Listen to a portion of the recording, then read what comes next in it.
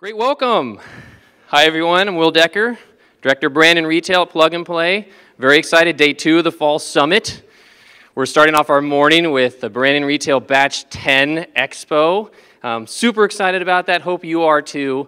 A couple housekeeping items. On the back of your badge, you've got Brella, a couple other links, Brella's for arranging one-to-one meetings. You also have the link to vote. So be sure as you watch our startup pitches, vote for your favorite at the end. We'll be announcing a popular vote winner. And with that quick housekeeping note, I do want to welcome to the stage our CRO, Michael Olmstead, to give a few opening remarks. Thank you, Will. Good morning, everyone. Has everyone had their caffeine? It's good to see some familiar faces and good to see some new faces as well. As Will said, my name is Michael Olmstead. I am the CRO here at Plug and Play, leading corporate partnerships. I specifically wanted to say a few words because I have a very soft spot for the brand and retail program since I founded it in 2012. For those of you who don't know, this was our first program that was focused on industry. And it started, I would say in middle of 2011, we had a conversation with Mike Calbert, who was leading the retail practice for KKR. And he kind of looked at Syed and I and said, hey, retail hasn't changed in a really long time. I think this might be the first industry that you guys should tackle. And from that point until now, I'm happy to say we now have 6 locations and 6 programs across the world. We've got our Silicon Valley program. We've got one in China, in Shanghai, and Beijing. We've got one in Paris. We've got one in Amsterdam. We've got one in Munich. And today in the crowd, we have corporate partners from each of those programs. So this is truly a global platform which is allowing our startups to have access to new markets. So if a company today graduates and is looking to enter into Europe, they can join our Galeries Lafayette program with Peter here, or they can join Retail Tech Hub with Claudius, or they can perhaps join our Amsterdam program with Isabel. And in turn, our corporate partners now have visibility into markets where they don't necessarily have boots on the ground. So truly creating this platform where startups can have access to new markets and our partners can have visibility. I think that's the real goal of all of these programs that we run. And this cluster this week is actually, it makes a lot of sense if you think about it. We've got brand and retail, we've got new materials and packaging, we've got food and beverage, supply chain and logistics. You got to make a product, you got to move it through the supply chain, you got to put it on the shelves, and they've got fintech on Thursday, you got to pay for the product, right? So it's end to end. So for you in the audience, I think this is an opportunity to not only meet startups and peers in your industry, but also to look outside. A major trend that we've been seeing over the last couple of years is corporate-to-corporate engagement around specific startup pilots, in turn de-risking yourself and actually helping to accelerate these projects and bring them into the market together. So like I said, be open, talk to everyone. We've got a lot of dinners in the evenings. For those of you who were there last night, it was a blast. And really just be open and ask questions. And this is for the startups. This is their graduation day. Our goal is for them to walk away with a stack of business cards and hopefully some business. So please be open to speaking with them and have a great day. So thank you so much.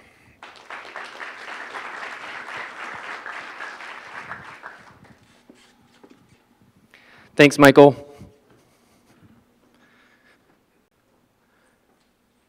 So last batch 9 Expo, I did a by the numbers and wanted to do that for batch 10. Here they are, 20 great startups. You'll see 15 today.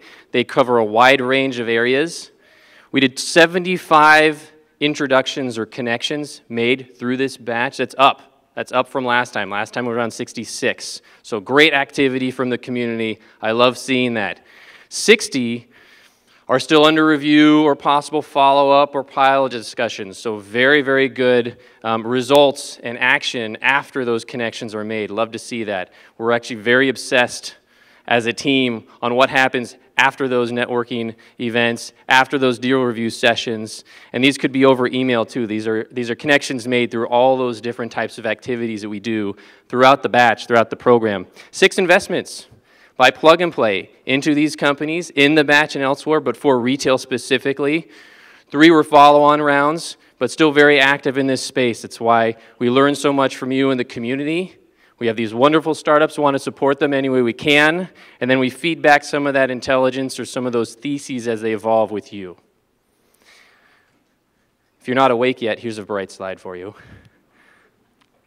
We as a team have gotten a lot more sophisticated in how we understand what happens next after you meet a potential new solution. So here's a little snapshot of what Plug and Play looks at after those connections are made. The bar charts here are intend to follow up, following up, pilot discussions. Really awesome. This is just from this last 3 months, just from batch 10. And it's just fun. I'm really excited. My challenge to you is if you're sitting there and you're not in one of these columns, really ask yourself, why not? Are you engaging? Are you asking the right questions, bringing the right people here? But just phenomenal. This last one, pilot conversations, up to 7. In fact, this isn't even updated for this week. We had a record number of deal flow sessions scheduled today at our headquarters. On Monday, we had about 7 scheduled for brand and retail just on that one day. So these numbers are even low. For Silicon Valley, here's our current ecosystem today. Really strong and growing. So the corporate community, it really does take you. It takes you coming here, sharing your interests with Plug and Play, giving your reverse pitch, talking to the startups, telling them about your problems that you need solved, and then driving through that change through the organization and making things happen. So thank you to all the companies working with us today. Very excited to have most, if not all of you, here in the room. At the end of today's program, we will announce the winner of the Corporate Innovation Award, the one who is most active or engaged with startups through batch 10, so make sure you stick around for that. Globally, we have some new partners in some of our programs worldwide. Just fantastic growth. In Paris, we're joined by Richemont, so thank you. Excellent. Yeah, some clapping, I like it. In Amsterdam, Stella McCartney joined. Yay. And in Munich, we had S. Oliver and ANWR Group. We're seeing a lot of growth in our ecosystem from e-commerce. JD.com is here. They'll be here all week. It's fantastic. Some of you may have met them last night. We also have a lot of growth in fast-moving consumer goods. Really, really strong space for us across the global ecosystem. I find more and more that these lines, when it comes to technology innovation, don't really exist. I framed it this way because this is the way you're most familiar with seeing yourself: luxury and apparel brands in retail, FMCG, our service providers, but more and more, we're seeing very common problems, very common solutions as a platform across the retail industry. So I love that. If you're seeing something, and talk to these folks outside your category, they might have a very interesting solution that's very relevant for what you're looking to do. Today's batch, let me set some context for some of the startups you'll see pitching today. Number one theme we heard from you was around commerce happening not just in the physical store. Today, people are using their voice at home, they're driving self-driving cars or ride-sharing, and that's where they're going to discover new products or make an impulse purchase. So exploring these new avenues for the path to purchase, what sorts of technology and solution and experiences are happening, and exploring and learning from those areas is very, very important. So we'll see some startups in that space. Metail. This was all the AI that happened last year applied in retail is very personalized.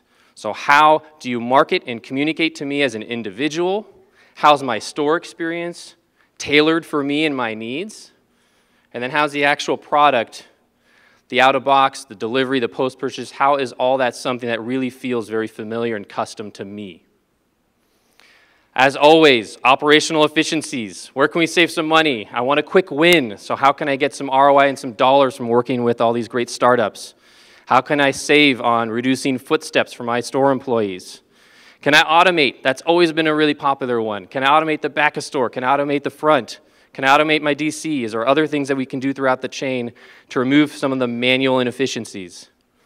And new business ideas. So what are we seeing? What are the communities seeing out there that we're not even thinking about yet? And bringing some of those ideas, some of those technologies, and some of those new businesses to the table. The use cases have stayed relatively consistent in terms of the tech that fit in those categories. They just advanced a whole lot. Conversational AI, that used to be just chatbot. Right, that was just, I need something customers could engage with, or HR for common problems for employees. Now that's a whole conversational commerce area. Huge space for us right now. Robotics, it's been on there for a long time. It's because it's still so early and such a hard problem to solve. But we still see a lot of great companies coming out with that kind of a focus. And here's our global team for Plug and Play. Many of them are here today. Introduce yourselves to them. If you're from Paris, you'll recognize them because they'll have a blue halo behind their head. But it's a great team and growing. It's probably grown by over 50% this year. Just absolutely remarkable. Great teams, all working together to work with you and your communities, driving innovation and helping those new ideas from the startups get into the market faster. Now, one of those particular startups got stuck in Paris, quel dommage. But I would like for them to share their video with you here today. So please say hi to Roy from Copius. Oh, before Roy, how could I forget to thank my awesome Silicon Valley team?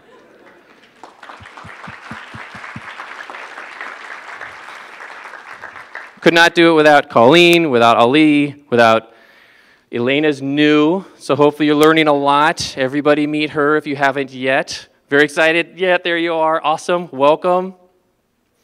And Kevin. Kevin taking notes, putting out fires, just being awesome Kevin. So thank you all to the team. Definitely could not happen without you.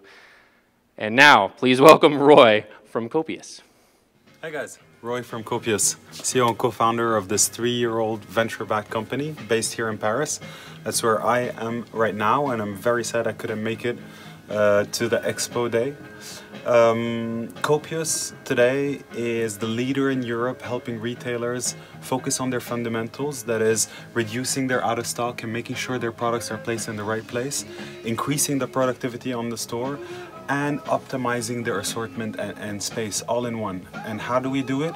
We put our artificial intelligence inside of cameras sitting on the shelf, inside of robots going around in the store, analyzing, thanks to our computer vision platform, every single product on the shelf, and making sure they get the staff to focus on the customer-facing activities and leaving the redundant work to a computer vision platform or a robot to be able to do it.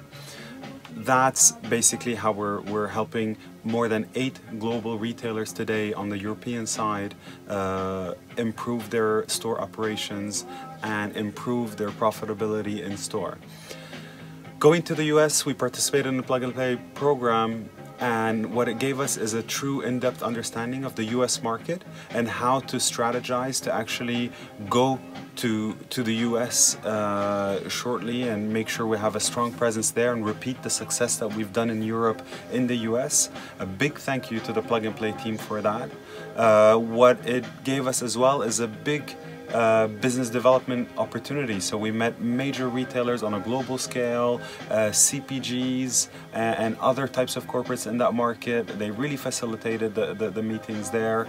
We have met some VCs to prepare for our upcoming fund round. We also met some partners, technology partners like Panasonic, among others. So it has been a great visibility for Copius and a great program. Thank you so much again, and hope to see you guys very soon. Goodbye from Paris. Thank you, Roy. Excellent. So next in our programming, we're going to welcome our keynote speaking company program. I understand Tarang may be en route here momentarily. So while he's fighting through Bay Area traffic, which everyone here is very familiar with, I would love to welcome David to the stage to say a few words from 7-Eleven.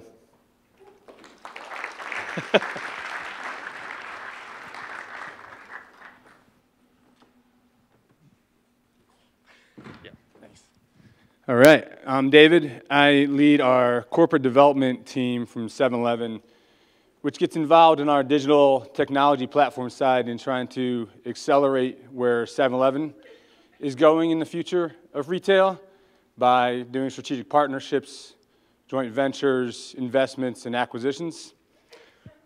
I was going to point to the picture of Tarang and note that we look a little different, but it's not there anymore. There he is. He's coming. He has a much better speech prepared. I'm going to wing this a little bit. I know the topic is where 7-Eleven sees the future of retail. And really, we're kind of an odd player in this from many people's perspectives externally, because being a retail convenience store, the one who actually started convenience stores around the world, we're the ultimate brick and mortar store. We have 67,000 plus stores around the world, which makes us the largest retailer by number of stores. So we are convenient. Within the US, we're within a mile of 52 to 53% of the US population. So in thinking about why do you need digital, why do you need technology when you're already right there for the consumer, I think it's evidence of the disruption that technology and the new world is playing, in that even a mile is not necessarily convenient enough as we see it. So we really want to be convenient where the customer's at. And that can be online, that can be in our store, it can be at a gas pump in front of our store. And if that person doesn't want to get out of their car and walk into the store and pick up a Slurpee, we got to figure out how to get it to them.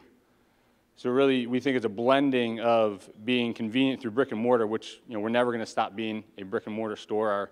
Our company's announced our goals to be a brick and mortar company of 20,000 plus stores in the US and Canada in the next 8 years.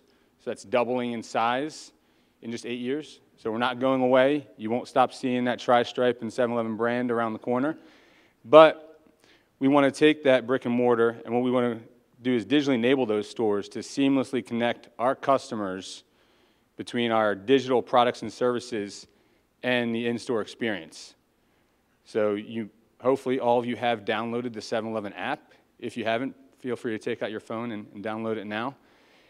It's really a one-app experience is where we're going, so it's communicating with our customers through our app, which allows them to earn and burn points and rewards, but also allows them to do delivery. We actually deliver in over 8 cities in the US right now with third-party partners, and it allows them to participate in augmented reality, where right now you can do experiences inside the store with your favorite football players from certain teams. For example, in Dallas, it's Dak Prescott. And then we also have mobile scan and pay, which Tarang will talk about because it's one of his projects that will be launched, I believe, in 14 stores in Dallas and will be in 1,000 stores in 2019. So really the future of retail, we think, is seamlessly linking those two together. You know, you see Casper, you see Warby Parker, all those who are online companies that say, well, we can't just be online. We need to be offline as well. Well, 7-Eleven is an offline company that realizes it needs to be online as well, whether that's selling in e-commerce, whether that's interacting through the augmented reality and through our app. And you know, what we see Plug and Play as is an opportunity to really augment what we're doing internally, which is creating those products and services, that customer experience, that unique experience you can only have at a 7-Eleven, being the convenience retailer of beautiful brand names like Slurpee and Big Bite, but have that where you want it, when you want it. And we think that the companies we met through Plug and Play, just through our first couple of deal flows, see the world the same way. Whether it's Copious, who we actually talked to in the past, you know, Amazon Go is obviously making frictionless retail evident with, I think, pretty much every day, putting out some new store or publishing how they're going to go to 3,000 stores. So we, like everybody else, is looking at what does it mean to seamlessly give that customer a frictionless experience in store from start to finish, mobile ordering, mobile scan and pay. We want to meet companies that are looking at what does a customer do at 7-Eleven? We still want them to come in and buy a Big Bite and buy a Slurpee, buy some of our great branded name, private branded products, but how do we get them in the store when they might drive past it? How do we know more about that customer while they're in the store, whether it's through our loyalty program, the information that we learn from them as they buy products and services, and how do we share that information with our partners, our CPG partners, whether it's Pepsi, Frito-Lay, Coke, you know, many of whom are participating here, and give that customer what they want. You know, they spend a lot of time in our stores, and we learn a lot about them. But how do we take all that data? How do we create a unique experience from that data so each customer, to Will's earlier point, personalized? They don't want to just come in and find out, you know, okay, 7-Eleven has, you know, a Big Bite for $1.29 and a Slurpee for 99 cents. Perhaps that customer likes an organic juice and they like pizza.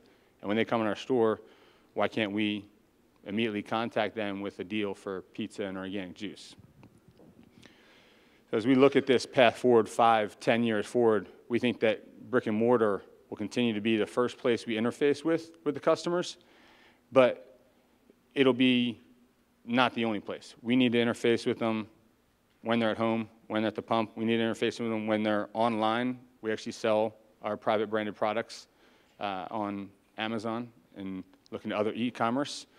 So we want 7-Eleven to be seen as a company that is not just a old, staid store around the corner, but really a company that's on the forefront of interacting with the customers where they are, interacting with the customers with what that customer needs and how that customer needs it. So we're going to deliver to you. We're going to give you experiences, whether that's augmented reality. We're going to give you a loyalty program that allows you to earn points the way you want to earn them. And we're going to keep developing that so that that becomes the way that with 10,000, soon to be 20,000 stores in the next 8-9 years, really that customer can interact in the most convenient way possible at all times with what we believe are 7-Eleven's great products and services. And I'm about to be saved because I'm really running out of things to say here. But, all right. On that note, I'll pass to Tarang.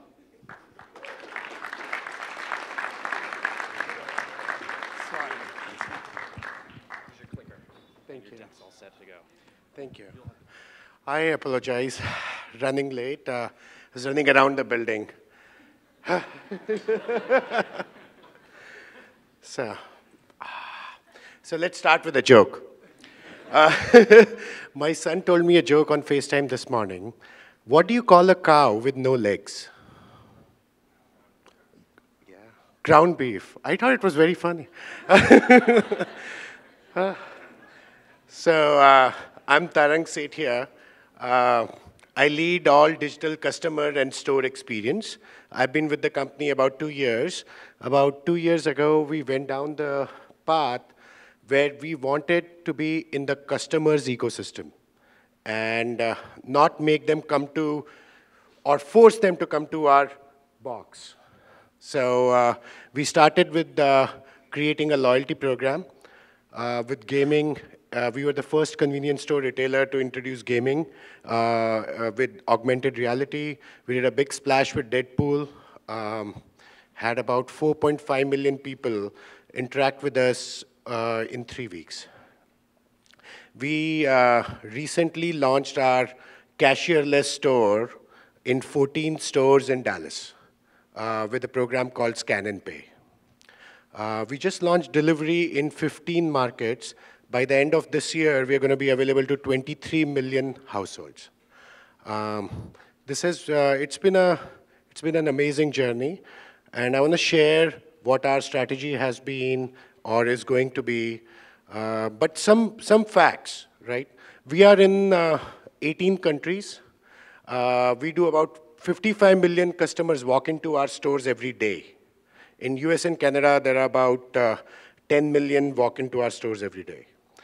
We are within 1 mile of 62% of American population. And in next 5 years, we are going to be within 1 block of 70% of American population. We are the only retailer which is growing both in terms of boxes and customers' ecosystem. So let's start with that journey. So my background, I've worked at American Airlines, Intuit, all in digital. This is my first gig at retail, and I'm loving it. I'm loving the number of customers and how passionate our customers are about the brand and the value that we provide. So I'm going to move ahead, but these are some of the things that we are doing.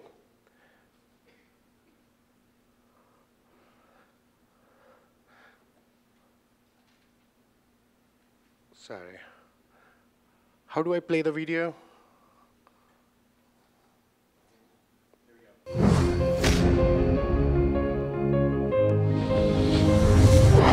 What started as a single ice house in Dallas, Texas, is now the leading convenience retailer in the world.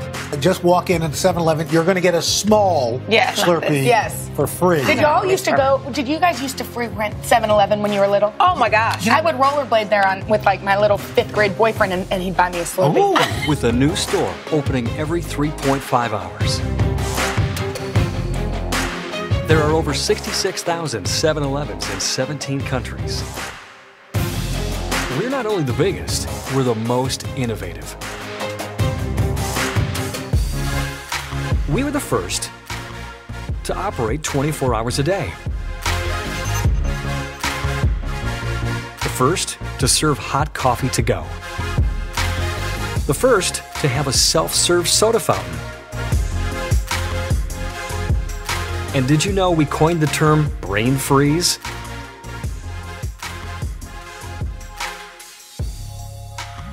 We serve approximately 55 million customers per day worldwide, making 20 billion transactions worldwide each year. 50% of the US population lives within 1 mile of 7-Eleven. This is 7-Eleven. We defined convenience. Now we are redefining it.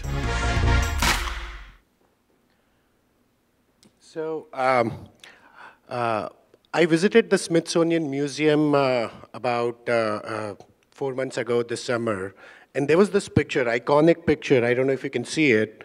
It said, leave your young kids in the car and we'll bring stuff to you, or you can just collect it. We don't recommend it now. But this was the, this goes into the ethos of innovation and redefining convenience that we've always been known for. And what we are doing now is we are looking at delivery, bringing stuff to you. Tell me one company that can deliver beer, pizza, 9-volt battery, energy drinks, and condoms in less than 30 minutes. We are doing it right now. If Amazon wanted to do it, they couldn't. So we are working on redefining this convenience and taking it to a level where customers cannot go back to their old ways. And that's our goal. And we are not going to stop until we achieve that. So, and all of that is going to happen through digital. We think that customer experience is the key, and doing every job for the customer is the key, and not making them do more to interact with us. So that's how we think we are going to be in hashtag in my ecosystem. So why, I don't think I need to explain why digital to this audience, right? You've all heard about the growth in the gig economy. But couple of things which are very important to our customers, right? So 40% of the American workers will be independent contractors by 2020. Now these are people who are going to serve our customers and who are also going to be our prime customers, right? So as an example, this week we launched a partnership with Lyft in Southern California, where we are going to be the official pit stop for Lyft drivers. And Lyft, so drivers can park between their rides, use restrooms, and get a bite to eat or a coffee. And that is the kind of convenience we're going to provide. Where it's going is Lyft drivers are going to take orders from their customers who are on rush to the airport to get a drink, to get a bite to eat, to get a coffee. That's where we are going. So it just launched on October 18th. If you are in LA and San Diego, please try it out. Look at the growth in food service, right? And we are determined to become the biggest QSR in the world, period. So it's not going to be just taquitos, but the best food, period. And we are going to provide it in the most convenient way to our customers. So the key technology trends, right? And I don't need to talk about these because we've all kind of experienced it. But I want to talk about Alipay and WeChat Pay. So through Alipay and WeChat Pay, about $30 billion is spent in US and Canada, right? And about $3 billion is spent on beverages. So we just launched a partnership with Alipay and WeChat Pay in 35 downtown Toronto and Vancouver stores. And we are going to just explode with that. So some of the things, I don't want to talk about digital wallets or adding all payment methods because everybody's doing it, right? We truly want to help this customer who's coming in as a student, as an expat, or just a visitor, right? And it doesn't want to take his wallet out or her wallet out, right? So we think, so we've all heard about Alibaba. We think there are three things that are similar between Alibaba and us. We both focus on the customer and customer's convenience so that the customer doesn't have to do a lot. We are trying to blend the offline and the online worlds. We are calling it phygital, physical plus digital. And we have so much data to serve them better that we can predict what do customers want. So think about it. We get just US, right? 10 million transactions a day, right? That's 50 petabytes of data, which is equivalent to all the books that are sold on Amazon today. If they're all digitized, that's about 40 petabytes. We get that data in a day. So that's the power of data. And being very honest, we haven't done much about it till now. In the last 2 years, so we used to talk about AI and machine learning, and that, hey, we want to use AI to optimize our assortment. We want to use AI to optimize this experience. But now, like our CTO Manny would say, AI is like electricity. We don't run anything until it's powered by AI. Now, are we doing it in the most efficient way? Maybe not. But we are learning, and we are throwing a lot of darts on the board. Some are sticking, some are not. But the ones that are sticking, as an example, we launched our predictive bonus offers in regions that our vision is that here's a screen, and I can pinpoint a zone, market, or a store, and see customers around it, and what do they buy, and how much would they buy, and predict how many sandwiches we are going to sell in the afternoon. So we realized our in-store offers, which were powered by machine learning, did 7x the sales of just the 2 for 3 offers that the whole market is going after. We are going to explode with that because we've got the data. So you may hire the best data scientist, but you don't have the, most people can hire best data scientists, but don't have the data. We do. And now we are going to do something about it. So if you look at 7-Eleven, right? Some of, I talked through our phygital strategy, right? We are also, delivery is not just, we are not going to just deliver because we can, right? We need to create a differentiation. Like I mentioned, that right now we are delivering in 37 minutes average. Our goal is to get to under 30 minutes for anything you want.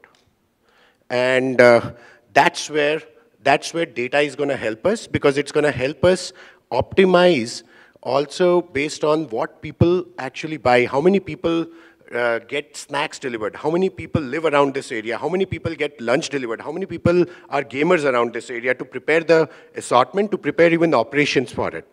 And we're going to take that to the next level. So it's not just about creating a delivery network. So rewards, right? We used to have this buy 6 cups, get the 7th cup free program. We just made it a points program, and we started putting personalized offers, personalized menu. So I get a cream-filled donut in my menu, and Manny gets a kale and quinoa salad, because he loves that, right? So that's where we are going. And so we used to have like a 2.5 to 3% engagement in 6 months, we've shot to 12%, 5 times, almost 5 times. Our goal is, by the end of this year, we're going to be at 20%, and by the end of next year, we are going to be at 50%. So that's how we are doing consumer behavior. Now you talk about CPG partners. We've been doing a lot of partnerships leveraging AI and augmented reality. We did a big event with Deadpool 2, partnering with Monster and Coke, where customers, we didn't force them to buy anything, but they came in hordes to our stores and played the augmented reality game. Every week there was a new game being released, and they were getting points. And while they were there, they could buy. And what we realized is 72% of the customers actually made a transaction. In fact, 50% of those customers made a transaction, made 3 transactions that week, right? So, and that was all incremental traffic that came to our stores. So, everybody talks about digital transformation, right? But is there a framework to do it for retail? We think there is, at least for us. So we need to focus on consumers, so build the best experiences of the future, right? But what we are going towards, what we've learned in the first 2 years is we started with consumer experiences, but we didn't enable the people who serve them better. So now we are going to modernize our technology to also enable the stores and the operations to serve our consumers better. So if you look at we've done 7 Rewards, we are doing augmented reality. We just launched Mobile Scan and Pay, which is our cashier-less store in 14 stores in Dallas. We are going to scale it to 1,000 stores next year. So let's see if Amazon can build 3,000 stores or we can scale this to 10,000 stores first, right? Bringing the store to you, delivery, and artificial intelligence, the reason it's at the bottom is it's the electricity that's powering everything. And we now have a state-of-the-art R&D unit. So we were looking at improving self-checkout in the stores, and we realized that we could put that technology in the customer's hands and build ecosystem around it and build a self-checkout, mobile self-checkout application. It came out of our R&D. And there are a bunch of other initiatives that I can't talk about that we are working on. All of these things we've released to the market so we can all chat about it. So I talked about 7 Rewards. I talked about how did we drive customers. I talked about how much they like it. But what is that data, right? So we have now 17 million customers who've used it in the last 6 months, but 4.5 million active customers who are interacting with us week over week. So this was the game that we did with Deadpool, and we had about 3.5 million customers play that game during the 2.5, 3 weeks of the movie release. So, I talked about the data, but it was not just about gaming. It also brought this new wave of customers to our stores who had stopped coming to us, right? And they are willing to give us information on how to serve them better now. So there is more to come this year.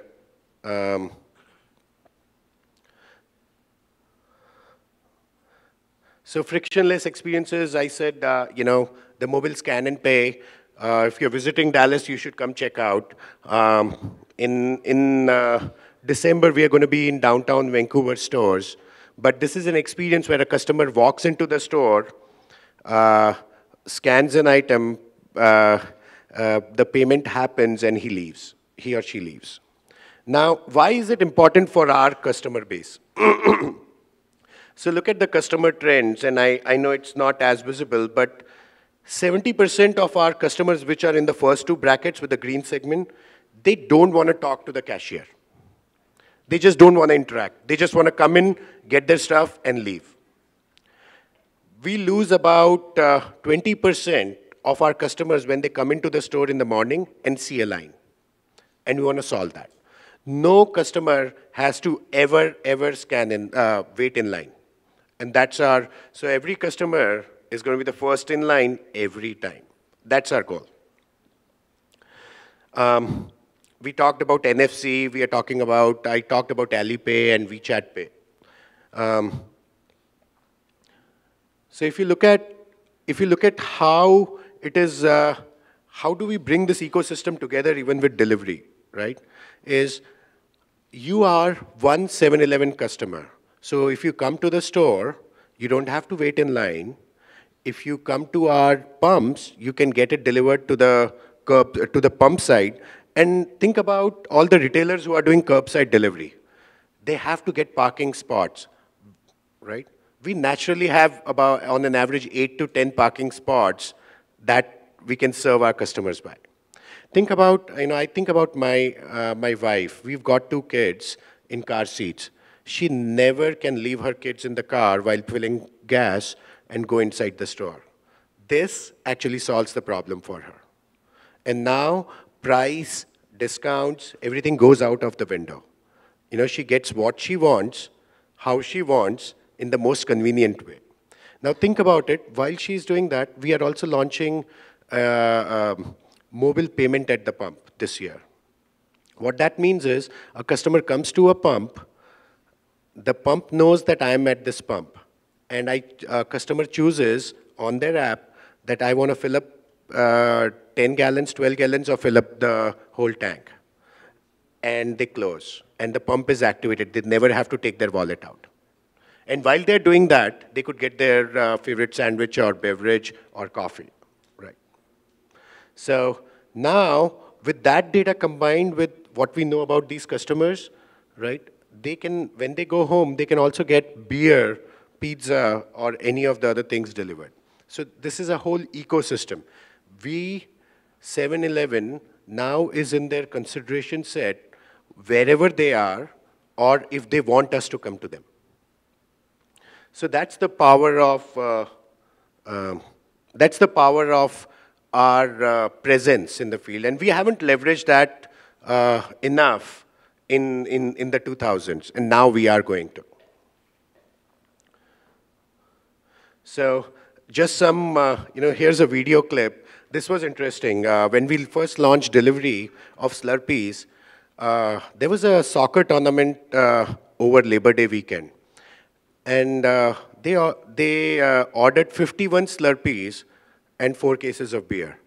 And it made the Dallas news. We were just piloting, we just launched it. So I think it's very interesting how... Well, the next time you get a craving for a Slurpee, you don't even have to leave the house.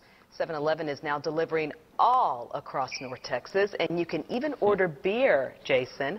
All you have to do is download the 7-Eleven Now delivery app. Why do you single me out with that? So what's interesting is when customers, so our average basket size in convenience retail is about $10, right?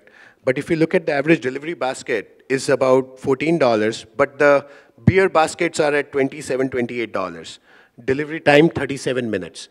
Earlier, we were only delivering to addresses. Now we are extending it to not just addresses, but fields. If we can put coordinates on your location, we will deliver there. You are in a park, we are working on delivering there. So what is our go-forward plan, right? And you might, people in retail might understand DMAs. DMAs are markets across the country, right? We are going to be available to 23 million households by this Thanksgiving. So this is, in 2019, we're going to scale it to 112 million households. But that's 2019. Let's first get to 23 million households.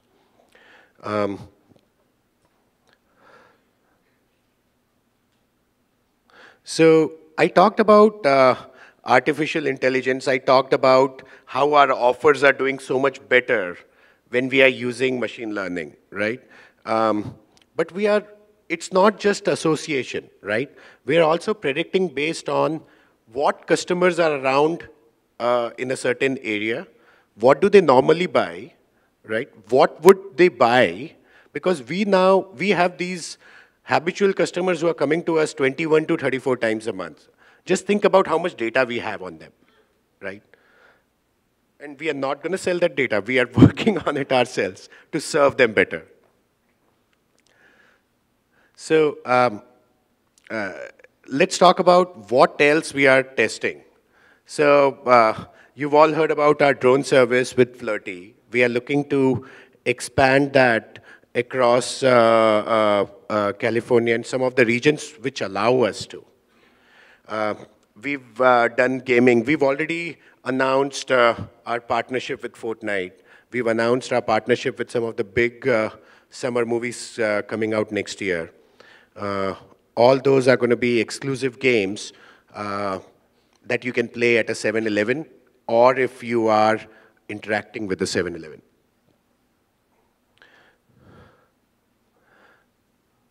So, questions? Any questions? I talked a lot. I know I was hurried, but any questions? Yes. Can you verify, you said $30 billion in the U.S. Alipay and WeChat today? In the US and Canada, $30 billion spent through Alipay and WeChat Pay. $3 billion on beverages.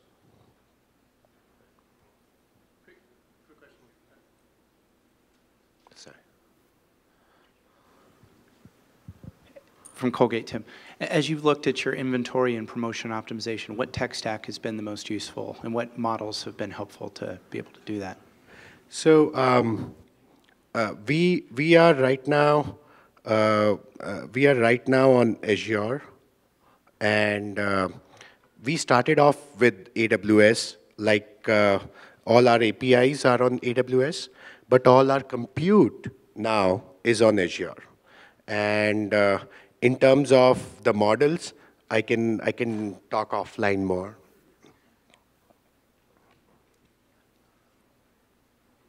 So.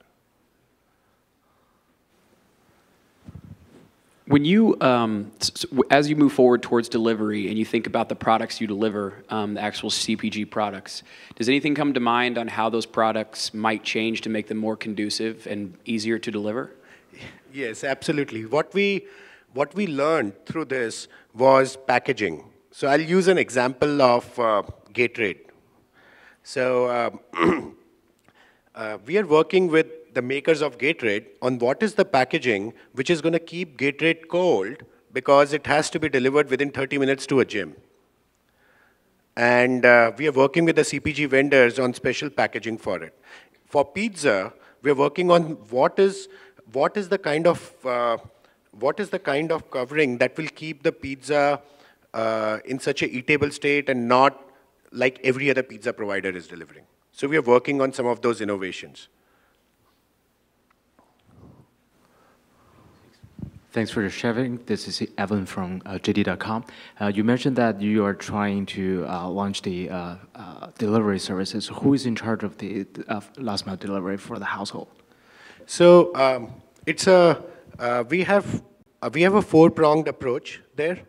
The first approach is we first started with partnering with Postmates. Then what we did was we created our own ecosystem and we started leveraging the delivery providers like Postmates, DoorDash, Uber Eats. We are working on all of those, but we own the interaction with the customer, and through APIs we communicate with them. The third strategy is we are working on our own delivery network, because we don't think that a customer would only want the stuff that 7-Eleven sells delivered. We think we have a play in the direct-to-home retailers space. So if you want to say, I'll use an example. I don't have to wear a tie today, but I had to go to a wedding 2 weeks ago. And I found out I had to buy a tie. And I ordered the tie on Nordstrom. If I could have ordered the tie and picked it up on my way from 7-Eleven, how cool would that be? I would pay anything for that service.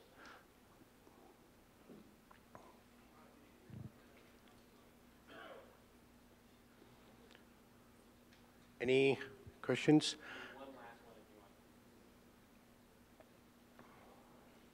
Cool. Thank you. And I apologize for being late. Thank you.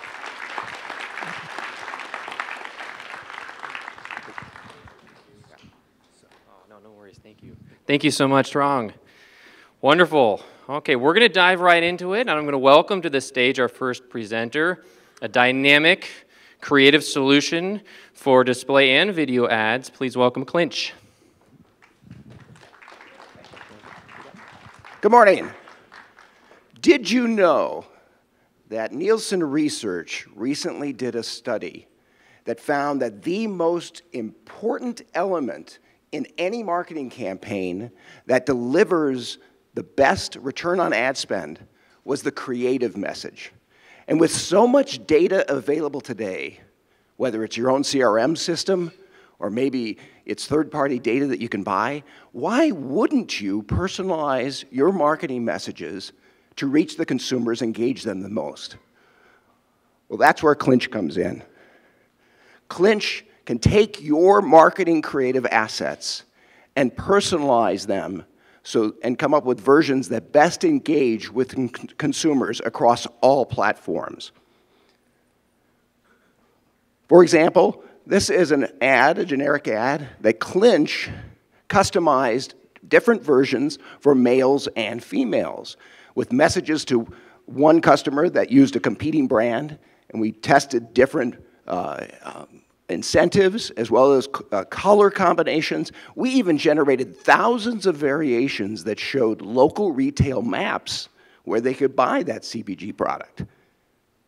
Now, Clinch isn't just a creative company. We have a technology that serves these personalized ad creatives across all of your platforms that you're currently doing your marketing at. It could be display advertising.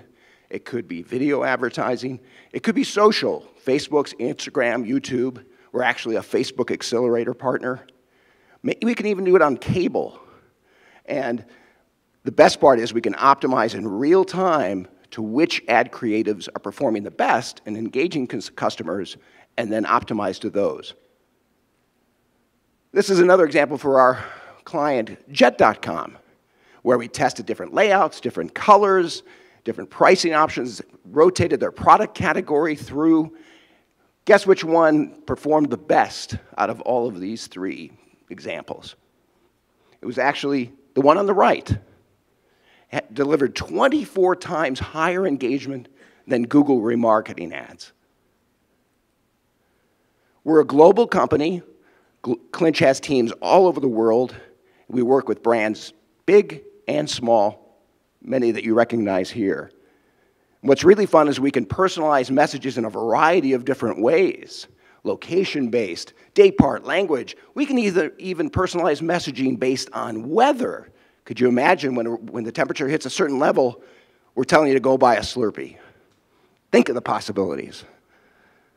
We're the only omni-channel, dynamic, creative company that fits seamlessly into the media you're already running. We're Clinch.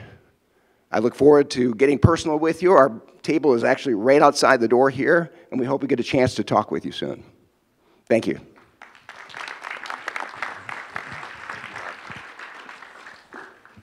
Excellent, thank you. Next, I'd like to welcome a global payments solution that lets customers pay and make payments by splitting the cost. Please welcome Splitit. Good morning. I bet you haven't been asked this question recently. When was the last time you got excited about installment payments? Well, I hope in the next 3 minutes you will be.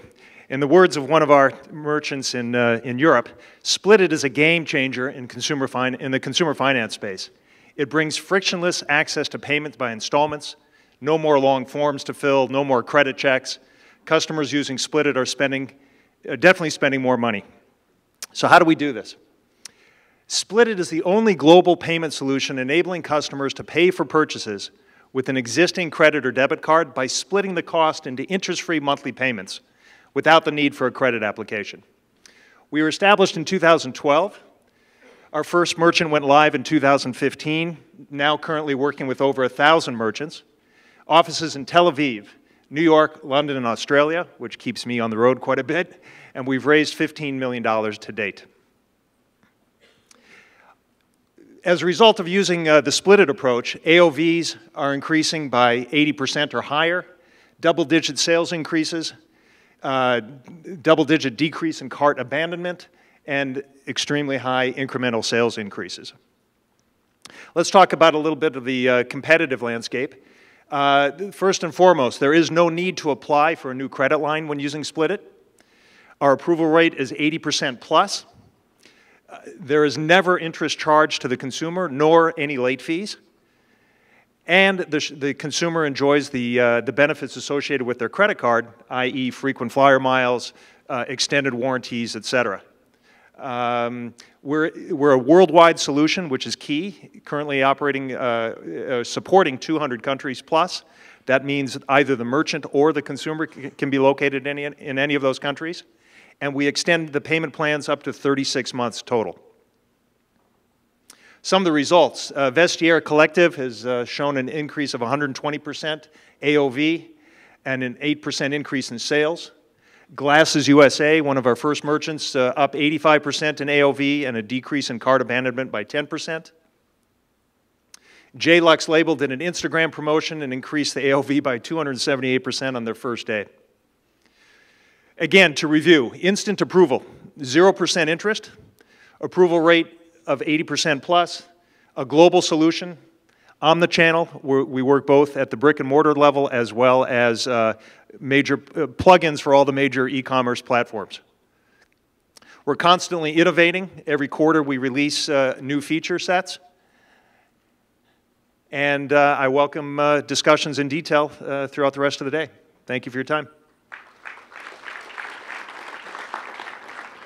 Thank you. Thank you. Next up, break the cycle of exclusion with diversity recruiting software. Please welcome Head Start. Thank you, sir. You got it. Cool. Hi, everyone. My name is Justin Dart. I lead business development for Head Start here in the US. Head Start is a diversity recruiting platform focused on leveling the playing field by removing bias. We work with enterprise organizations really focusing on helping them identify the most suitable talent in a way that is both fair and data-driven. Now, coming into this, I thought about sharing a number of key metrics with you, but recognizing that this is a brand and retail audience, I thought it might make sense to actually focus this on the commercial impacts of recruiting and how that's affecting your business. So last year, Virgin Media woke up to the fact that they were losing about $7 million in revenue annually through a really preventable problem. In short, their customers loved their service so much that they were actually applying for jobs at Virgin Media. And like most career portals, these candidates were falling into a black hole. They didn't hear back from recruiters. It might be months before they did. It was really just a crappy candidate experience. And in this case, that experience led to frustrations with the brand, and it actually resulted in customers churning out. So in the course of 1 year, they were losing about 7,500 customers. So what's the moral of this? So one, if you're a consumer and customer-facing brand, your candidate experience matters. Yes, this can impact your bottom line. And really, as we've looked across this sector, we've seen a number of customer-facing brands wake up to this fact. And certainly, we've seen this with Amazon, and they're starting to actively change this. Now, in terms of Head Start, we work really across a different variety of verticals. We've got projects in the US, in the UK, APAC, and EU regions. And we work with a variety of different verticals today. And we're really focused on helping organizations who not only recognize the importance of diversity in their organization, but frankly, those who realize how important it is to delight their candidates when they're applying for jobs. So really, if you are consumer-facing, the question you need to be asking yourself is, what is your candidate experience costing you? Ladies and gentlemen, thank you for your time. If this was interesting, please come find me after the fact. We're looking for two things. One, potential clients who are interested in taking a further look and seeing if this is right for their use. And two, investors who would be interested in participating in our round next spring. Thank you kindly.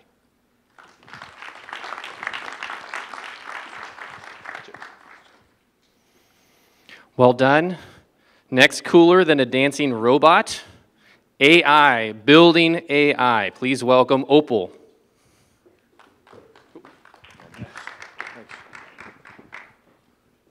At Opal, we use AI to build AI. But before we get into that, I want you to imagine.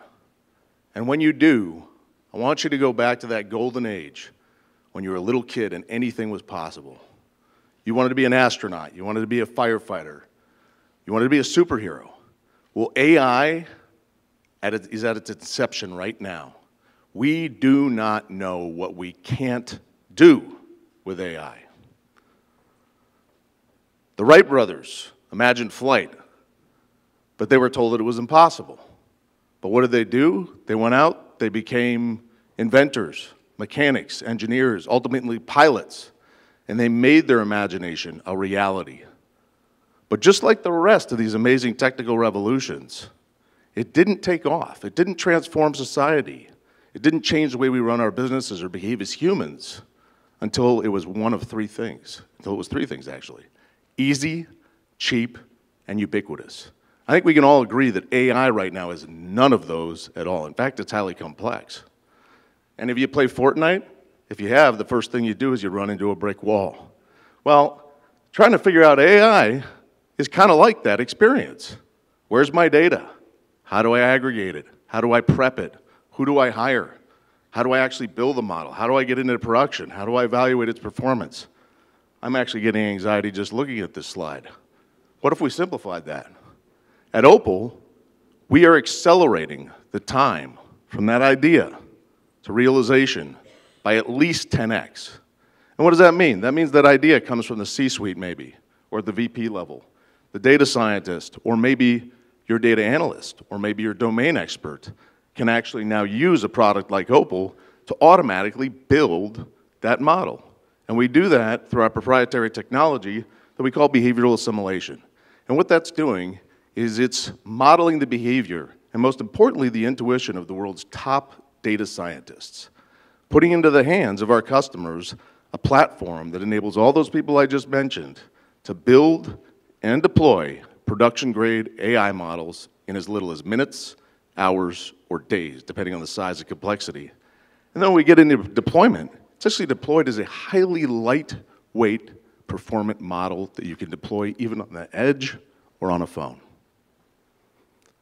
This is a quick demo. You're going to see a few things. I want to point out the fact that we have model explainability. We've really opened up the black box. This is going to be a 50-second demo, so I encourage you to come see me afterwards. You can see here we're building a model. We've decided what type of problem, accuracy.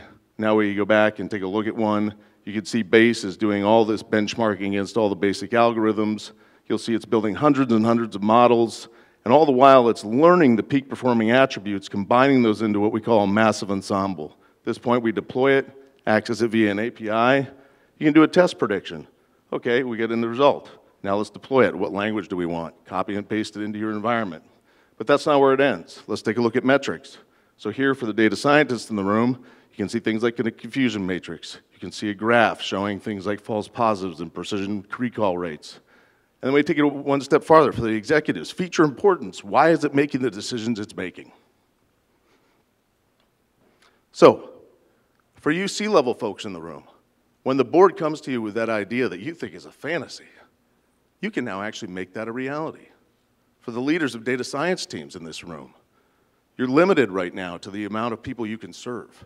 This opens that up. Your data science team now can solve problems for every business unit in the company. And for the data scientist, you can actually do things you never thought possible. So it's time to take your ideas and start to capitalize on them. And I'll just close by saying, hey, I dreamed of being a pirate, so I love being part of continuing the legacy of the pirates of Silicon Valley. I'd love to talk to you outside. We got a table right there, and show you a real demo that's not 59 seconds and highly accelerated. Thank you.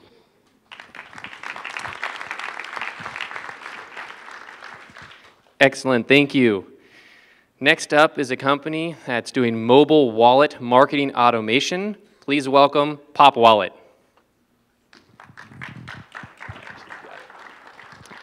Good morning, everybody. My name is Elias Guerra. I'm a founder and CEO of Pop Wallet, a mobile wallet marketing automation platform. Now imagine how powerful it would be for a brand marketer if you could take elements of the mobile app ecosystem and combine them with email marketing automation, but really combine them in a way that adds value to both the brand and consumer alike. And that's really what we tap into through mobile wallets. By enabling brands to leverage them as a new marketing channel, we can really deliver them three things.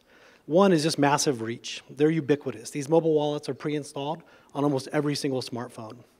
The second thing is deep consumer engagement. They're really designed to be contextually relevant and to facilitate that consumer journey.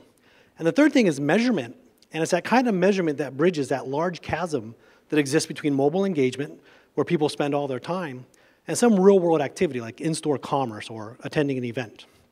When most people think about mobile wallets, they think about payments, but each of these wallets has this other side, this content side, and it's really this lightweight branded content that's designed around some specific mobile use cases. Think of these as mini apps that live in that wallet and really give that marketer permission to engage the consumer on a one-to-one basis, and to do so in a way that gets that brand message front and center on this lock screen, that precious real estate that's the lock screen. Now, the past decade of mobile marketing has really been dominated by the mobile app paradigm.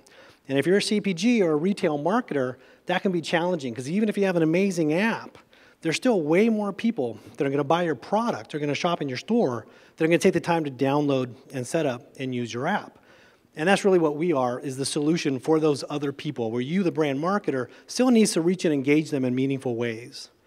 Now we do this, or it's a simple value prop, right? We help brands communicate what their audience is, but to do so in a way that drives conversion. And we do this through our software platform and services, enabling the delivery of what we call pop cards. These are really these different use cases for things like offers or even manufacturer coupons, loyalty, gift cards, tickets, and other lightweight branded content experiences that make sense to live in that pre-installed mobile wallet environment. Now these cards, once they're created, they're distributed through the marketer's existing channels. But once they're saved to the wallet by the consumer, this is where we help the marketer treat this like a new channel. So for example, if I save an offer, I use it, or it expires, we provide the brand the tools to directly update that card with a new offer, maybe with a new offer value, but really engage that consumer, move them down the funnel to conversion, and then we help them capture that conversion event, because it's that conversion event that generates that consumer behavior data that feeds into the marketing decisions. Now, we're fortunate as a small company to work with some recognizable brands here, but we also work with a number of channel partners who integrate or otherwise resell our solution and really amplify our brand reach. Snapchat and Signet is one such example where Signet wanted to run a promotion, wanted to verify that it worked on Snapchat. We helped them connect the dots to in-store purchase, and were able to ultimately show a 7x return on their investment. Now, as we help brands like Signet and others benefit, our own business is benefiting as well. We're growing nicely. I'm here today.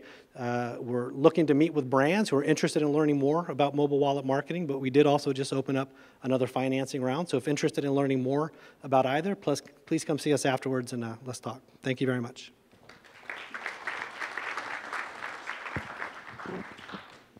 Thank you. Next presenter builds and leases mobile, tiny, but powerful retail. Please welcome FlexiTail.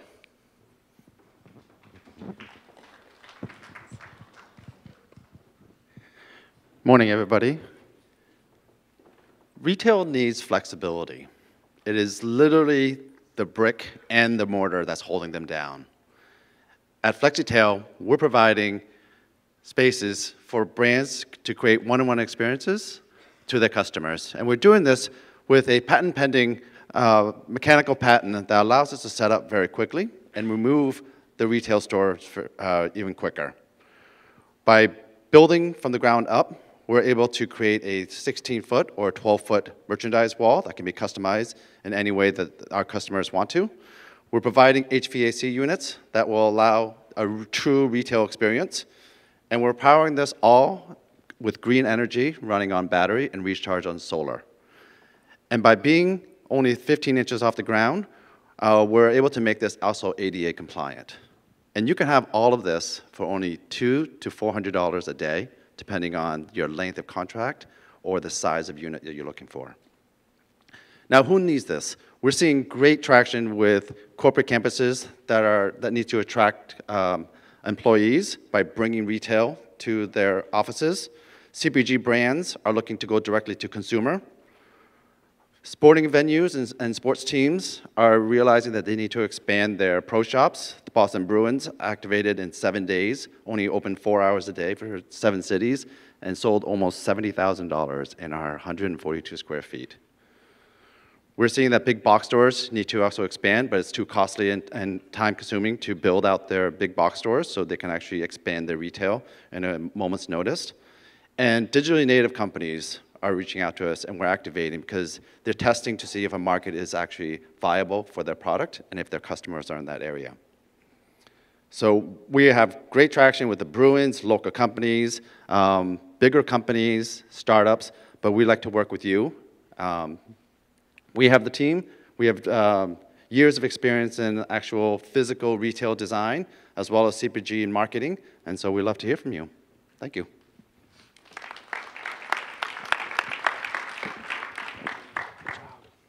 Awesome. We are at our first break. Fantastic presentations, more to come. We're going to come back and kick off with more at around 10:40. So first break, take a break, come back for the presentations that will resume at 10:40. Thank you so much. See you then.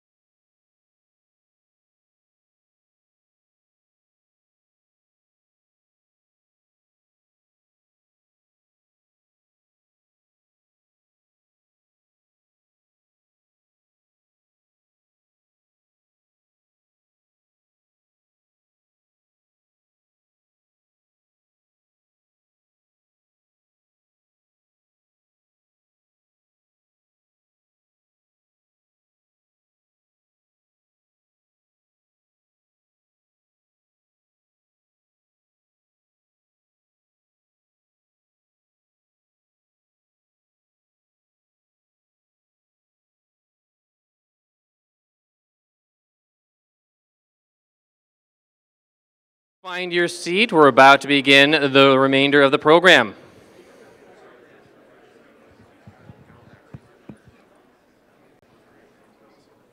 Everybody is trying to battle Amazon, and we're looking for anything that helps. We're building the largest meta search engine for shopping. We're a digital SaaS platform that makes it very, very easy for brands to integrate music into their digital and branded environments. We provide one hub where businesses can build their Alexa skills, Google Home actions, chatbot, texting, phone assistant in one single place and in one single flow. We use AI to build AI. We empower you to donate part of your purchases at partner brands to supported causes that you care about. We had our batch 10 selection day, our best batch yet. Startups Hum because it's the one place over 3 months where you can meet all the industry experts who are willing to work with you and put your idea and technology into the market and really move retail where it needs to go next. Oftentimes it's very difficult to get to decision makers at big companies, and what Plug and Play does a really good job at doing is assembling some of the key decision makers at some of the targeted brands, but instead of having to go one by one individually, I can get 20 or 30 of them in one fell swoop. We're using these relationships to learn and to improve and to continue to grow our business. When you look at the Plug and Play partners, it's a who's who of consumer products and retail. These are extremely exciting, innovative companies that any company in our position would be thrilled to work with. The thing that I'm looking the most forward to is actually engaging with big companies that are trying to figure out how to work with startups like us. And that's really what Plug and Play is all about.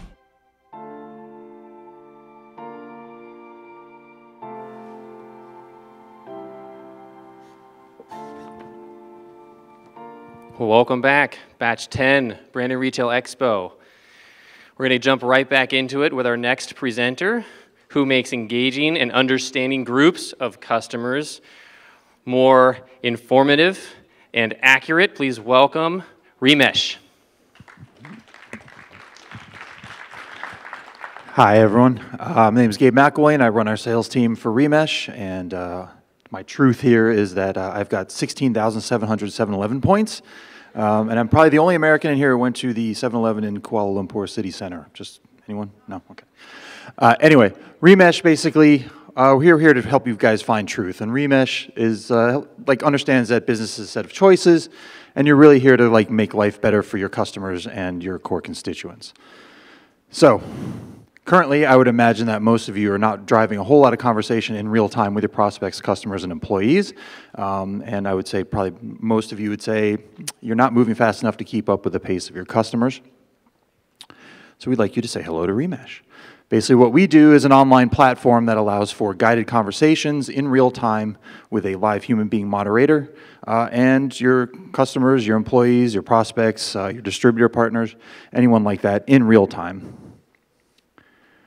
We've figured out a way of sort of bridging this gap between qualitative and quantitative data.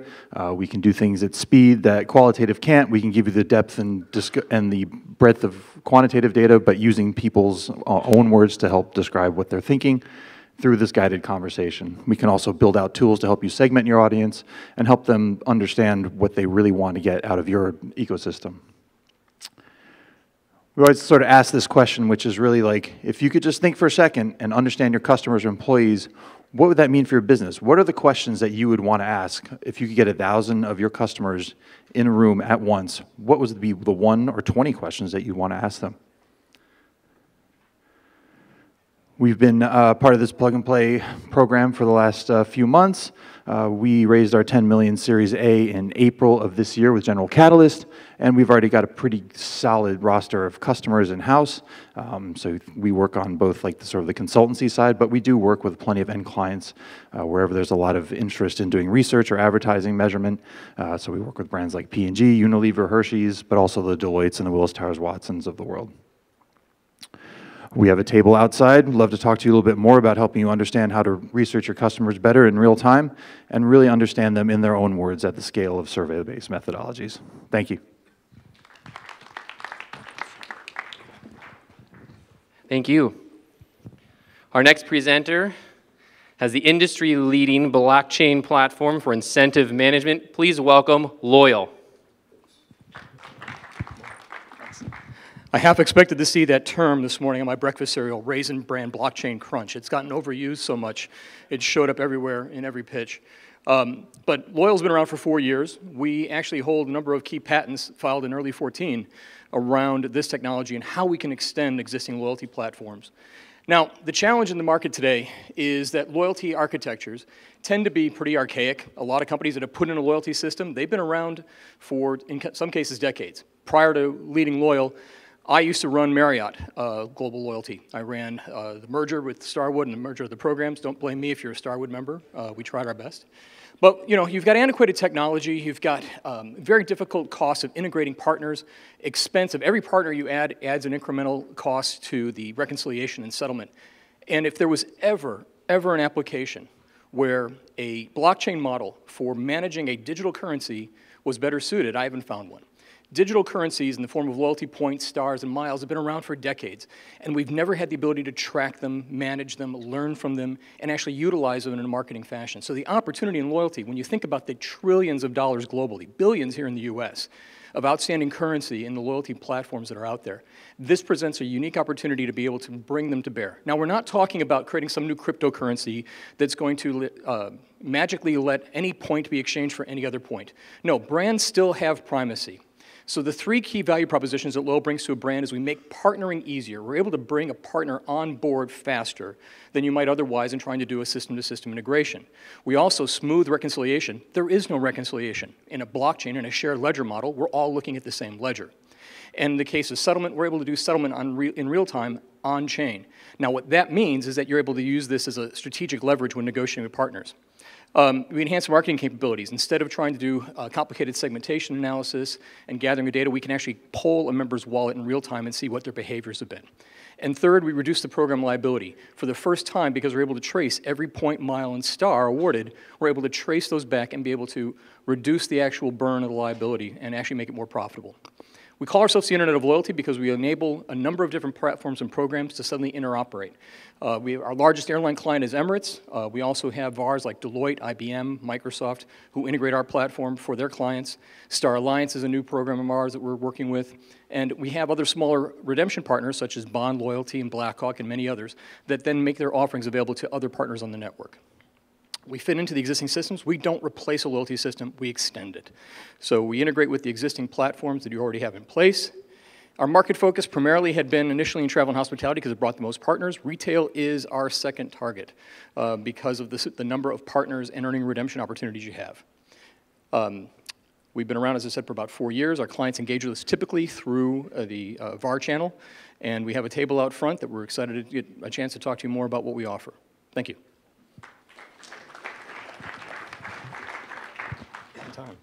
Great. Quick reminder to the Plug and Play retail team, please join us on stage after the expo for a team photo. Next presenter, natural language search for e-commerce. Please welcome Twiggle.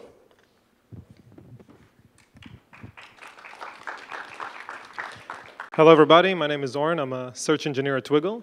In Twiggle, we bring understanding into e-commerce search. Our customers have existing search in different platforms, Solar, Elastic, or Hybris. We provide them with an API that allows them to add an additional layer of understanding into their search, a search signal, if you will. We have a super talented team working on the hard problem of understanding, because we understand that we know that there's a lot of things you could do with when you understand that you cannot do with regular plain text search or behavioral search. In playfully technical, this is our solution. We have a universal ontological model, which is everything that could, the knowledge of everything that could exist in the e-commerce world. It's thousands of different product types, millions of different attributes, hundreds of thousands, a million types of different entities and the connections between them. Our ontology generalizes ideas. For example, the concept of resolution could be used to describe a screen or a camera or an image. Our natural language analyzer is the algorithm that leverages this ontology in order to understand the meaning or intent of shoppers. We take search queries and we represent them in the language of our universal ontology.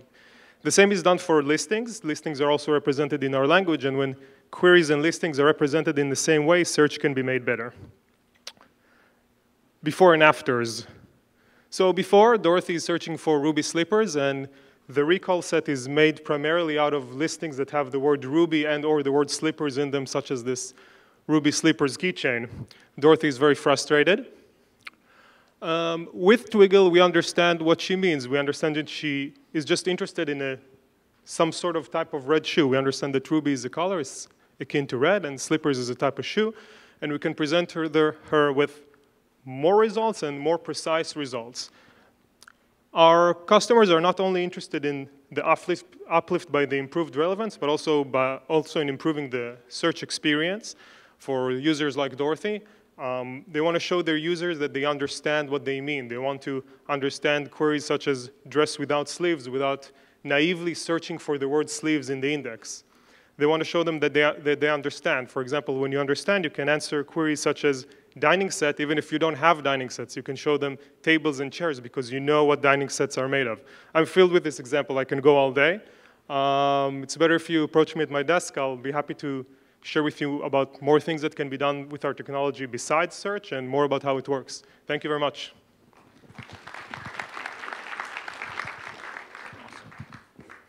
Thank you. Next up, artificial intelligence for interior design. Please welcome Lexset. Hi, everyone. My name is Leslie Oliver Karpus, and I am the CEO and co-founder of Lexset, where we're building the next generation of machine vision AI.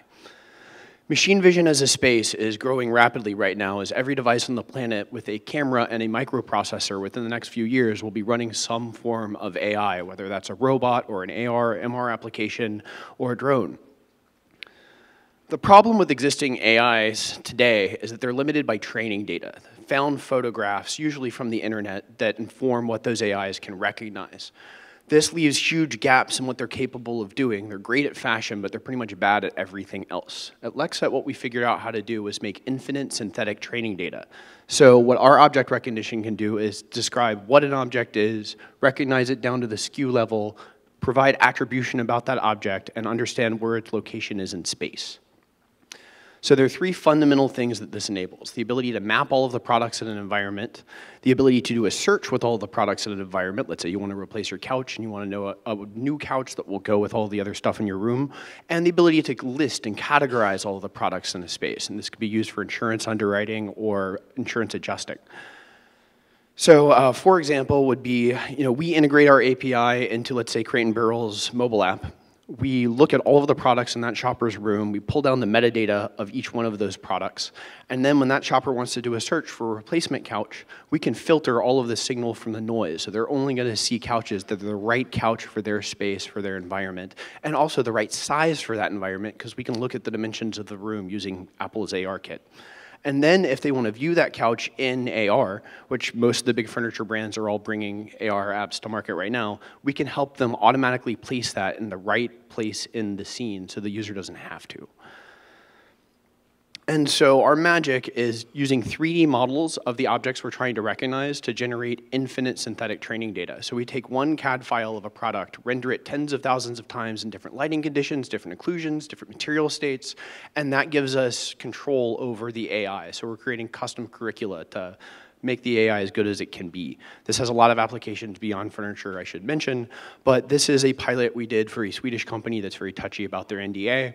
You can see us tagging all of the products in the scene with the coordinate locations of where those products are, pulling down the metadata that describes those products. When we recognize the products from our database, we can pull down the SKU and the exact product information about it. We are trying to get onto every app that has a camera enabled on it, whether that's an AR app for insurance, for furniture, for Siri, for home automation. Anytime you need to understand the interior of a space or understand objects that you have CAD files of, that's something that Lexset can help with. Worth mentioning, we're a spin out of Intellectual Ventures, the research lab in Seattle. We have 38 exclusively licensed patents with enforcement rights invented by folks you've heard of like Bill Gates and Satya Nadella and Nathan Myhrvold.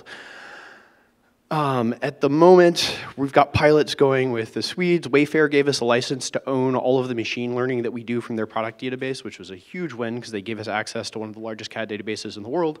And then we're also working with iRobot to help Roombas know how to understand interior space. I would love to talk lots more about this at my table in the back. I know I'm out of time. Thank you so much. Bring it home. Awesome. Thank you. Excellent, thank you. Next presenter is a data engineering platform for an agile data culture. Please welcome Astronomer.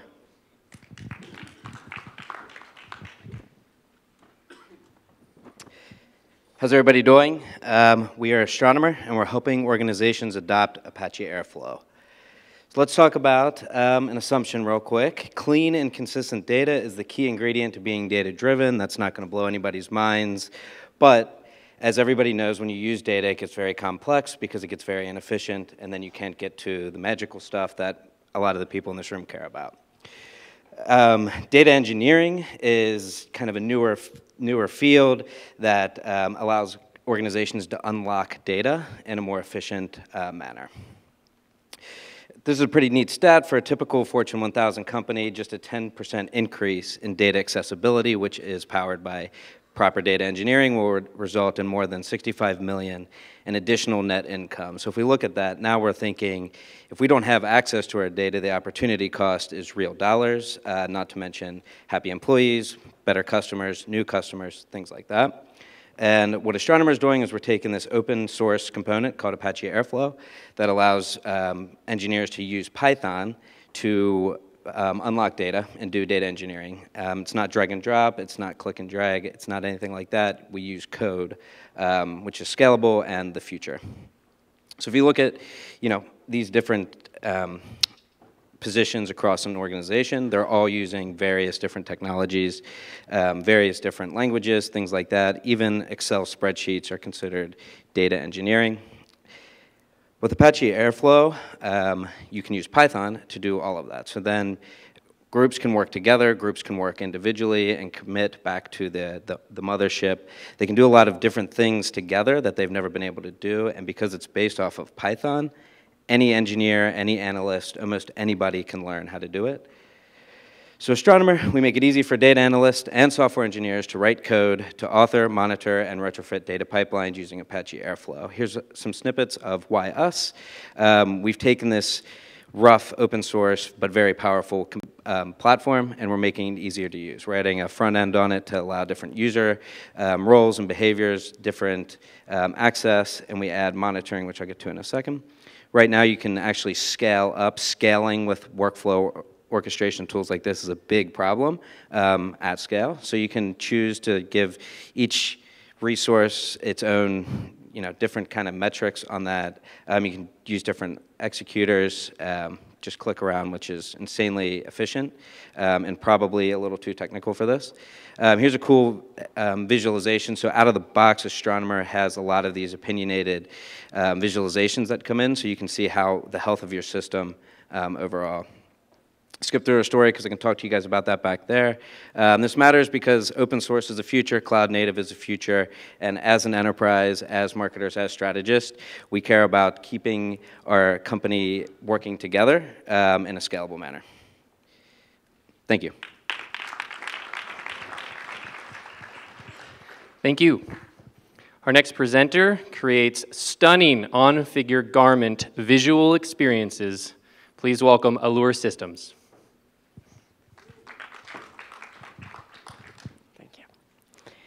Hi, my name is Gabrielle Chow, and I'm the co-founder of Allure Systems, together with Jérémy Chamou.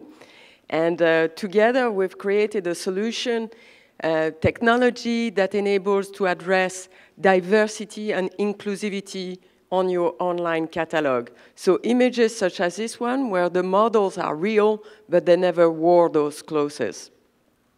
So the problem we address is really the one of creating content for your online catalog. It's very slow, but you work in a fast fashion industry, and at the same time, you really do not have a way to improve your conversion rates through images. So what we've done is we basically virtualize a model, any model, your model, and we provide a studio in the box installed in your location that you can use with our platform so that you can put any model wearing any of your clothes at any time. So the results are visuals such as this one, where the model was not there. and it reduces your cost of operation. You go much faster in delivering your content, which can improve your bottom line because you have more time to sell your product. But most importantly and strategically, we help you improve your conversion rate because inclusivity sells. The average sales enable, when you have different customer looking at different model, it enables you to convert better. So this is how it looks for the clients. She can shop online on her phone or on her computer, and she will see different model that will resonate with her, ethnicity, body size, but also she will be able to see it in 360-degree view so that she can have an impression of how it works. Or in AR, the comfort of your home to be able to look at the product and to see, would that fit me? And to know exactly how fashion will look on her. So this is Jeremy who says hello.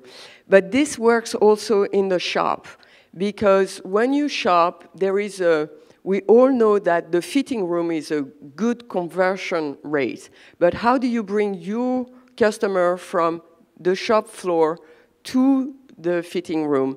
Well, by being able to show him directly on her phone what it would look like, and so give her the persuasion to try. So how do we work? We basically work on a subscription based on volume. Every volume that we produce enables you to save costs, but also to improve your conversion rate. So we've created in 2017. We work with Walmart, with other retailers, and we have now 6 clients, including in the US, and we look forward to talk to you. Thank you very much.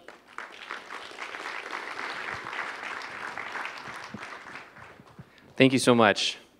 Our next presenter has an installment payment product which targets millennials. Please welcome Afterpay.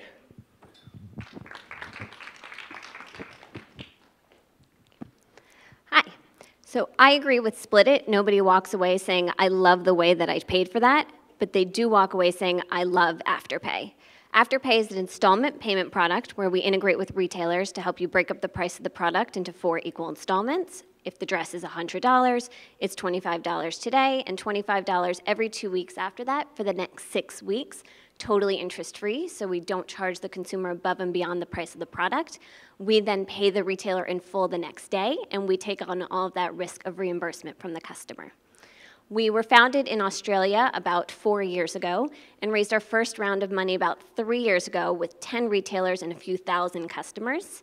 And 9 months later, we took our company public, and we are now listed on the Australian Stock Exchange. Today, we work with over 17,000 retailers globally, and we process 1 in every 4 online fashion transactions in Australia. We launched in the US about 5 months ago. Our marquee launch partners were Urban Outfitters and Anthropologie, and we have since launched around 1,000 retailers in the US, including Revolve, Steve Madden, Rebecca Minkoff, and many more. The reason why Afterpay works is because of a core macroeconomic trend and a shift in millennial mindset and the way that consumers think about spending and their spending habits. And that was the 2008 financial crisis. Millennials developed a deep aversion to credit because of that. They saw what happened and they don't want to go into debt because of it. And 65% of millennials in the US don't own a credit card. That's why 85% of Afterpay's audience pays just with a debit card because they want to live off of the funds that they currently have available to them. So Afterpay integrates with the retailers from the product page throughout the entire checkout experience. When a consumer sees that lower price point on the product page, they focus on that lower price point and tend to add more to their basket, increasing in average order value as well as conversion. The sign-up process for Afterpay is very simple. It takes less than a minute. We don't ask for social security number. We don't ask for monthly income or do credit checks, anything like that. You give us your email address, your mobile phone number. We'll text you a code. You input that code right away, and then all we need is your birth date, billing address, and credit or debit card, and that's it. As a repeat customer, all you do is enter your email address and password, so it's all a very seamless integrated process. When we launched with Urban Outfitters, they did a 4-way split test, and within 5 days of testing, they saw a 30% increase in average order value for Afterpay customers and a 7 to 8% increase in total top-line revenue, where they immediately rolled it out across their entire site. We've seen similar results across thousands of retailers, and we continue to launch hundreds of new retailers per month. Thank you.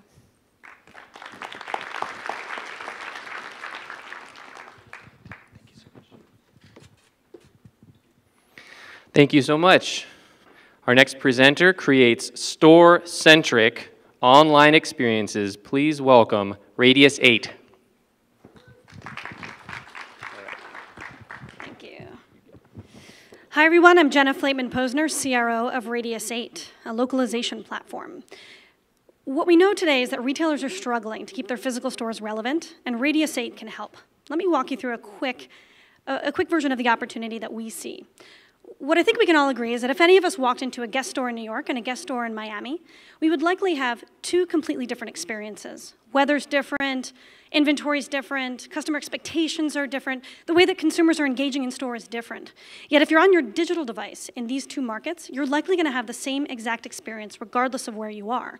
Those physical differences aren't translating into the digital environment, and we believe that that's broken. So here's an example of a localized experience that we put in market for Guess, where we surface real-time inventory on a store-by-store basis. We order sort this inventory based on proximity to the store, based on availability, trend, weather, and a whole host of other data points. So now, when I'm standing in Miami, I'm seeing pinks and t-shirts and shorts. When I'm sitting in New York City, I'm seeing black and skinny jeans and leather. What we're doing here is we're really enabling these brands to leverage the data that's coming from in and around each of their unique stores, and allow them to leverage that data to not only drive revenue and opportunity, but connect with the consumers in the brand's digital radius. And when we do this, we see great results. But most importantly, we make that physical store relevant again by giving it a new digital voice. So Radius 8 is a localization platform that helps retailers unify their in-store and digital experiences, solely working to drive in-store foot traffic and e-commerce conversion. The reality is that there's $3.9 trillion in annual brick-and-mortar sales that are up for grabs in the US alone, and we believe the brands that unify their in-store and digital experiences are the ones that are going to win. Here's a sampling of the brands that we work with today. I'm proud to say in the last 6 months, we've doubled our roster. For these brands, we're powering millions of B2C customer interactions across thousands of brick-and-mortar locations. So let's talk about how it actually works. The first step is identifying the actual location of the consumer at the time of consumption and triangulating them to the nearest store. At that point, our patent-pending localization cloud ingests millions of data points from in and around each unique store: store sales, inventory, weather, events, social trends, and more. And we're dynamically merchandising to the consumer based on their proximity to the store through pre-built digital experiences that can layer over any digital touch point. Now, pre-built's a really important point here, right? Because it means that we're quick to deploy, we're quick to market, it's easy, right? Our average implementation time is anywhere from 3 to 6 weeks. So when we implement these solutions, the results are pretty tangible, right? We're seeing about 30% click-through of the products that we're actually implementing on digital. Of those consumers that actually convert, we're seeing an increase in AOV of 25%. And of the consumers that actually convert in store, we're seeing an increase in UPT of around 200%. So we've got a ton of momentum. We're seeing great results. Really excited to be here and hope that we can spend some time with retailers to see how we could potentially fit into your roadmap. Thank you.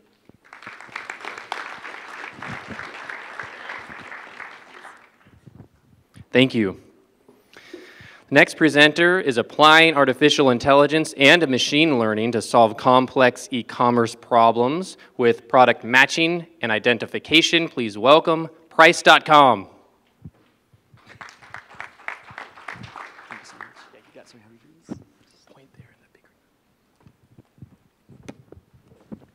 Hey everyone, I'm RJ Jain, founder of Price.com. Thank you, Plug and Play, for having me. At Price Technologies, we're building the most advanced matching software in the world. The vision is to match anything to everything, We're matching products using search, images, text, voice, chatbot, and the browser extension. We're using this matching technology to power our consumer offering Price.com. We're also licensing our technology to help retailers build innovative matching solutions. And we're already working with some of the top retailers in the world. At Price.com, we are bridging the gap between the online marketplaces by providing consumers new, used, refurbished, rental, and unbranded options for anything online. Let me show you a quick demo on how it works. I was in Pinterest looking for a Chanel purse, so my wife looks fabulous on her vacation to Paris this summer. This one looks nice. I simply click Price It and crop the desired part of the photo. Price now uses image recognition technology to match the exact product to where it's available to purchase. Now that I'm on Price.com, I can see all my shopping options: new, used, refurbished, and rental. First, I'll check out Chanel.com. Great, this is the exact purse I was looking for. I'll also consider buying a used one from Poshmark. Looks like a great price.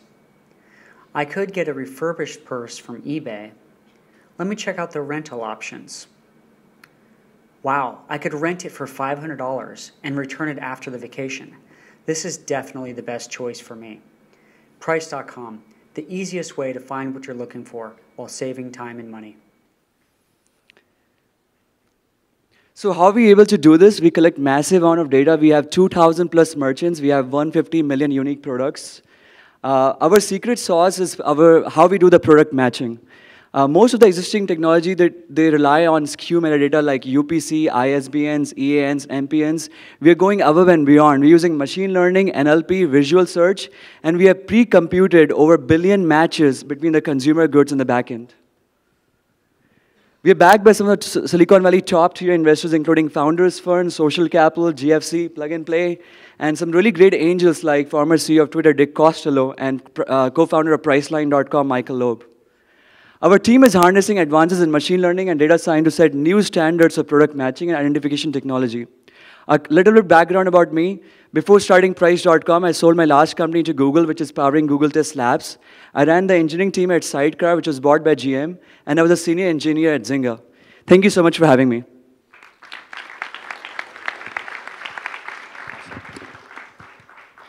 Thank you so much. And I'd like to announce the winner of the startup pitches, but first, you will have to vote. So on the back of your badge, you have a link for event brochure, among other links. That's the voting one. Use that to vote for your favorite. I'd also like to announce at this time our Corporate Innovation Award. This is for Batch 10 of Brand and Retail. This particular partner joined us in June of this year, met with 6 startups in deal flow sessions alone from this batch, participated in the Innovation Champion Workshop, the Focus Week by doing a reverse pitch and pitch polishing sessions. He's connecting startups within his own company for e-commerce, data and analytics, business-to-business programmatic digital ads, market research, all for pilot opportunities. He wishes very much he could be here, but this year, the Corporate Innovation Award goes to Alex Gomez of El Comercio. So live from Peru in a pre-recorded video, if that's a thing. Please welcome and acknowledge El Comercio. Hi, my name is Alex Gomez, and I'm the Chief Innovation Officer of El Comercio Group. El Comercio is the #1 media company of El Peru. We have 9 news brands, we have a TV channel, and we also have diversified into other businesses like e-commerce, fintech, and other digital businesses. This occasion, we are very happy and proud to be recognized by Plug and Play with the Corporate Innovation Award 2018 for the brand and retail vertical. I believe they've seen on us that we are true believers of the open innovation practice. And we are determined to do it in a systematic and in a successful way. Our industry and our company are passing through a very deep transformation. And this transformation, we can't do it alone. We need partners. partners like Plug and Play, who at the same time do a great job finding us new partnerships on innovative startups. Startups that have solutions and business models that can be integrated into our value chain. So we're going to keep doing it. We're going to keep looking for pain points, use cases, any business challenge inside our business units, and go through Plug and Play to find startups and innovative solutions. Again, thank you very much for this award, for this recognition, and thank you for helping us in our digital transformation and in our innovation journey. Great, thank you. So the results are in, and I'm very happy to announce your voted winner of today's expo as Price.com. Come on up, RJ. I know. Well, let me do it. You got it. We have a little gift for you. A quick photo op.